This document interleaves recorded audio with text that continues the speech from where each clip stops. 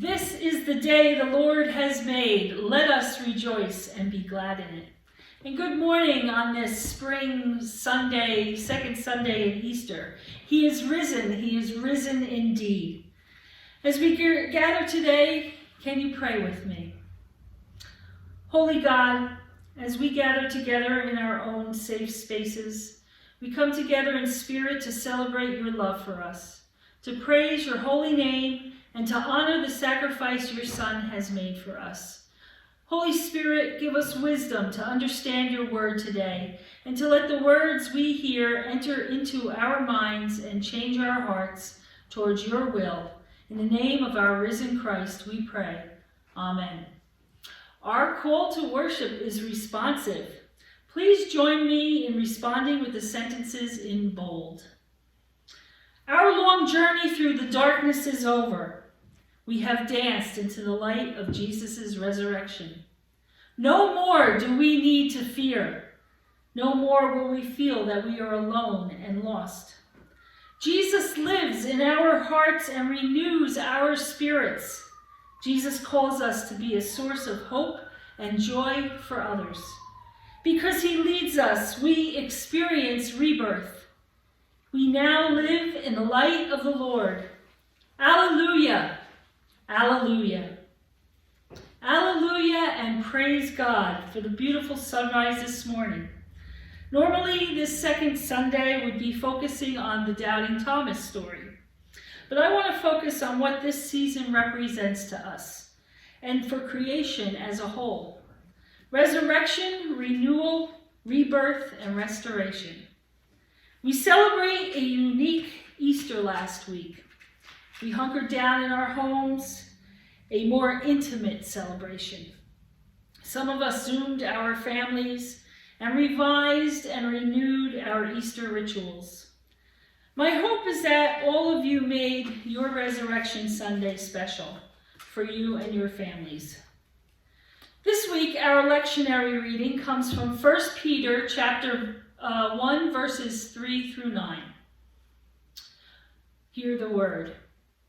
Blessed be the God and Father of our Lord Jesus Christ. By his great mercy, he has given us a new birth into a living hope through the resurrection of Jesus Christ from the dead, and into an inheritance that is imperishable, undefiled, and unfading, kept in heaven for you, who are being protected by the power of God through faith for a salvation ready to be revealed in the last time.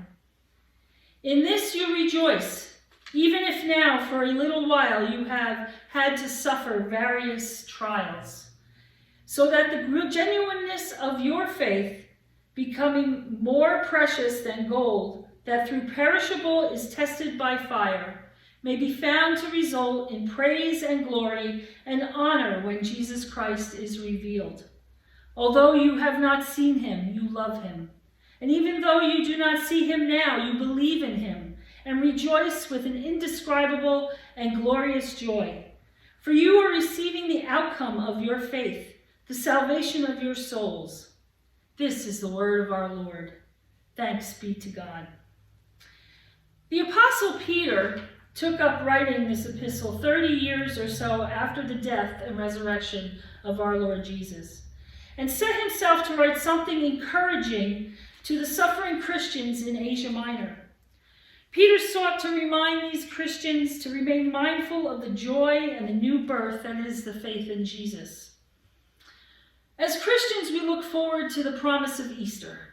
Easter is all about renewal of life, the celebration of a morning of light, hope, relief, and deliverance after a long night of despair, ignorance, and error.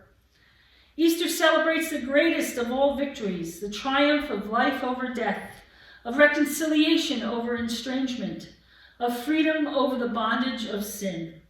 Easter is restoration. A large family of larvae were living at the bottom of a pond. One day they held a meeting to talk about a problem that had bothered them for years. This was the problem. Every time a member of their family climbed to the top of a water lily stem, to the surface of the pond, no one saw them again.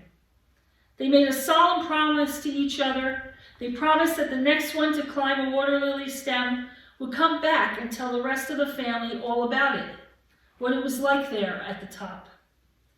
Soon one of the older larvae felt an urge growing inside him, an urge to climb the water lily stem, right through to the pond's surface. Up the stem he went, and in a few moments he was safe and sound at the top of the water lily pad, drying in the sun. He looked around and saw a hungry old frog catching flies for his dinner. Is that what happened to all our friends? He wondered. Is that why they never came back? He was just about to climb back down again when something strange began to happen to him. As the sun grew hotter, he began to change. He was changing into something new, something he'd never dreamed of. He was becoming a dragonfly. Soon he was skimming over the surface of the pond. It was wonderful. He felt so free. But then he looked down into the darkness of the pond and remembered his promise. I must go back and tell them all about this, he thought to himself, and dived down to the surface of the pond. But when he hit the surface, he found that he couldn't get through. It was as if there was a skin covering the water, too thick for him to break through. So that was why no one had ever come back to tell the others. He was sorry he couldn't keep his promise, but he understood why. Then he saw two other things. He saw that if he had gone back to tell them, they wouldn't understand. And he saw that it would be impossible for him to live in the cold and darkness of that pond. He had changed, totally changed. Now he couldn't live that way. And if he was really honest, he didn't want to leave this glorious life in the warmth of the sun. He loved his new life, his new body, his new freedom so much that he wouldn't want to go back and live in such a limited way again. There are many people on this pond we call Earth who believe that there is nothing at the end of this life. But we are resurrection people. We say no, it isn't true. Jesus Christ is faithful. We believe in the restoration, the transformation, the rebirth. We will be changed into something beyond our wildest imaginings, and we will not want to return to the way things were. I looked up the word resurrection this week and was taken by all of its synonyms: renewal, rebirth, regeneration, rejuvenation, resurgence, revitalization, resuscitation. In this unprecedented moment, I believe we are being given the opportunity for a collective resurrection of our species and the health of this beautiful planet. We have always had the opportunity to renew ourselves in every moment, to experience rebirth where we are, to live and move and have our being in the goodness of Christ, in the love of our God, using the wisdom of the Holy Spirit to guide us. Jesus Christ sacrificed his life so that we may know this renewal and restoration. Not just a story of old, but a present reality that plays itself out in all forms and in all ways. We just need to notice it in our own lives. We have transitioned into new life. This has always been my favorite time of year. I shed the weariness of winter and revel in the longer, warmer days. The sounds, the sights, the smells of rebirth of nature is amazing. I merely need to stroll around my yard to witness it. Earth is healing itself. Being forced to quarantine has made me fully realize of the life exploding around us. Flowers are bursting in bloom, and the birds are engaging in their seasonal symphony, praising God in the only way they can. We may be in a Good Friday moment around the world, where death is looming and tears are flowing, and the future is so scarily unknown. But we are an Easter people. We live in the solid light of the resurrection promise of Jesus Christ. As of now, we are still hunkered down, safe in our homes, but there will come a time when we will burst out, We will resurrect, and we will come away from this transformed, renewed, revived. We will live in a new world and hopefully learn from this in new and beautiful ways. What should we be doing at this time of rest and restoration we have been given?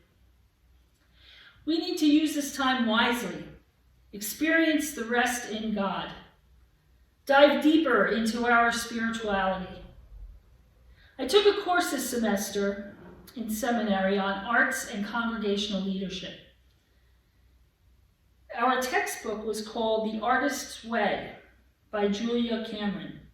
I will leave a link in the below for you to look at it. There are two activities that have truly helped me to embrace creativity in my life. The first is called morning pages. It is a form of journaling in which you write down whatever flows from your mind. Even if it's the same sentence over and over again, you write it down. You either time yourself or write a certain number of pages, and you do it every day. The second commitment is called the Artist's Date. Each week, you are required to seek out opportunities to be creative, paint a picture, take a walk in nature and capture it on your phone. We don't have the opportunity to visit shows or museums at the moment, but most of the larger museums are offering virtual tours online. Create a song, whether or not you have an instrument or not. Write a poem. There is no right way or wrong way of doing it. It's just you and your spirit engaged in play. This is the opportunity to create yourself anew. So what do you want this resurrection to look like?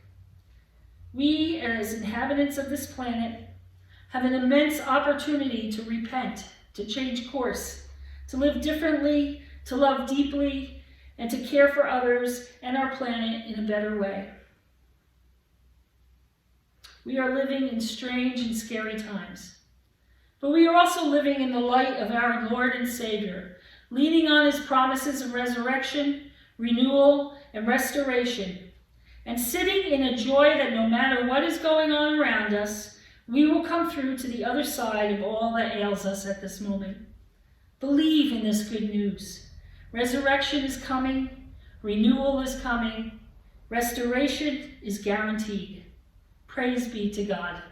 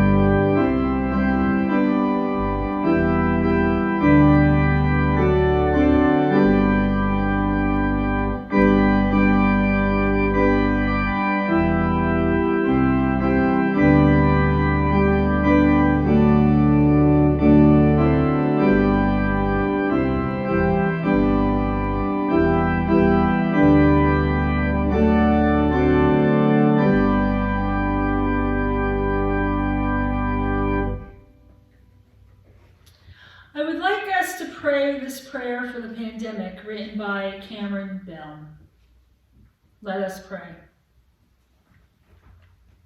Lord, may we who are merely inconvenienced remember those lives that are at stake. May we who have no risk factors remember those most vulnerable.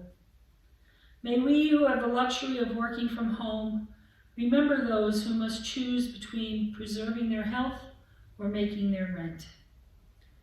May we who have the flexibility to care for our children when their schools close remember those who have no options. May we who have to cancel our trips remember those that have no safe place to go. May we who are losing our margin money in the tumult of the economic market remember those who have no margin at all. May we who settle in for a quarantine at home remember that those have no home. As fear grips our country, let us choose love. During this time when we cannot physically wrap our arms around each other, let us find ways to be the loving embrace of God to our neighbors. And let us pray the prayer your Son taught us to pray, saying, Our Father, who art in heaven, hallowed be thy name. Thy kingdom come, thy will be done, on earth as it is in heaven. Give us this day our daily bread, and forgive us our debts, as we forgive our debtors. And lead us not into temptation, but deliver us from evil. For thine is the kingdom, and the power, and the glory forever. Amen. The internet, with all its negative aspects, is perhaps the most integral tool we have now at our fingertips to keeping us connected to each other, inspiring us to learn and grow and provide some comfort when needed. I put together a slideshow after the benediction of various memes I have found over the last few months that have uplifted me in times of sorrow. I hope I can bring the same upliftment to you. Stay well. And now, as you go about your day, may you find peace in the waiting. May you find joy in the moment. May you know the love that always surrounds you. And may you always find hope in the power of the resurrection. Amen.